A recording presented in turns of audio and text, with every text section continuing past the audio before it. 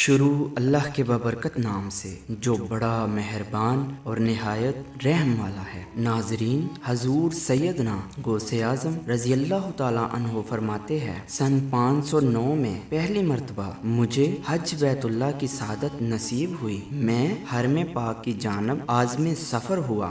جب میں منارہ ام القرون جو مکہ مکرمہ کے نزدیک ایک مقام ہے وہاں پہنچا تو میری ملاقات حضرت شیخ عدی بن مسافر رحمۃ اللہ علیہ سے ہوئی۔ وہ اس وقت عالم شباب میں تھے۔ انہوں نے مجھ سے دریافت کیا، کہاں جا رہے ہو؟ میں نے کہا، میں حج بیت اللہ شریف کی نیت سے جا رہا ہوں۔ انہوں نے پوچھا کہ کیا ہم دونوں ساتھی بن سکتے ہیں؟ میں نے کہا، کیوں نہیں، ایسا ممکن ہے۔ حضور سیدنا غوث اعظم رضی اللہ تعالی عنہ فرماتے ہیں کہ پھر ہم دونوں نے اکٹھے سفر شروع کر دیا۔ راستے میں ہمیں ایک حبشی لڑکی ملی جس کے چہرے پر نقاب تھا۔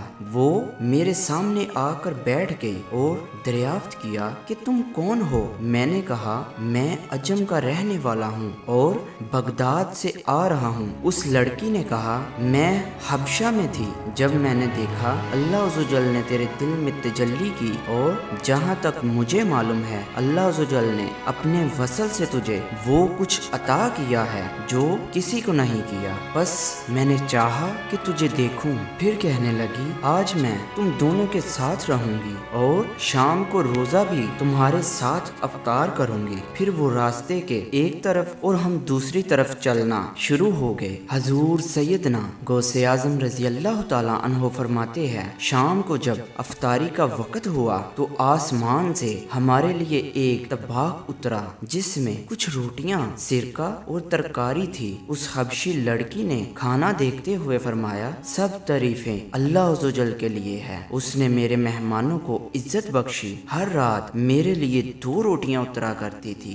آج میرے مہمان ساتھ ہے تو 6 روٹیاں اتری ہے۔ حضور سیدنا غوث اعظم رضی اللہ تعالی عنہ فرماتے ہیں، ہم تینوں نے اس میں سے 2 روٹیاں کھائی۔ پھر پانی کے 3 کوزے اترے اور ہم نے اس میں سے پانی پیا۔ اس کے بعد وہ حبشی لڑکی ہم سے رخصت ہو گئی۔ ہم دونوں جب مکہ مکرمہ پہنچے، طواف کی غرض سے بیت اللہ شریف تشریف لے گئے۔ حضرت شیخ عدی بن مسافر رحمۃ اللہ علیہ پر انوار تجلیات کی بارش ہوئی اور وہ بے ہوش ہو گئے۔ دیکھنے سے یہ گمان ہوتا تھا کہ وہ وصال فرما گئے ہے۔ اس دوران وہی حبشی لڑکی آئی اور اس نے ان کے سر پر بوسہ دیتے ہوئے کہا کہ تجھے وہی زندہ کرے گا جس نے تجھے مارا ہے۔ پاک ہے وہ ذات کہ حادث چیزیں بجز اس کے برقرار رکھنے کے اس کے جلالی انور کی تجلی کے آگے قائم نہیں رہ سکی، بلکہ اس کے جلال کے انور نے اندھوں کی آنکھیں بھی چندہا کر رکھ دی۔ حضور سیدنا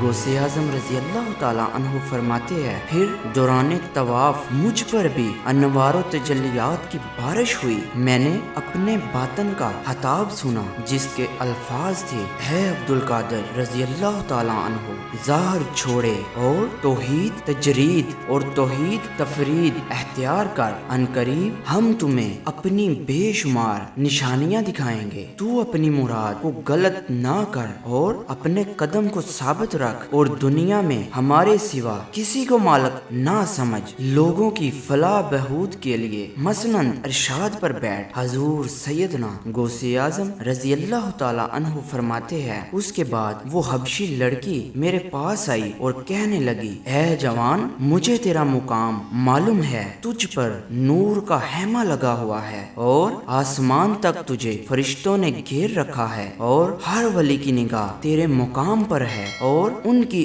آرزو ہے کہ تیرے جیسی نعمت انہیں بھی حاصل ہو۔ سبحان اللہ۔ ناظرین، اگر ہماری ویڈیو آپ کو پسند آئی ہو تو ہمارا چینل سبسکرائب کریں، شیئر کریں تاکہ ہماری ہر آنے والی ویڈیو بآسانی آپ تک پہنچ سکے۔ شکریہ۔ اللہ نگہبان۔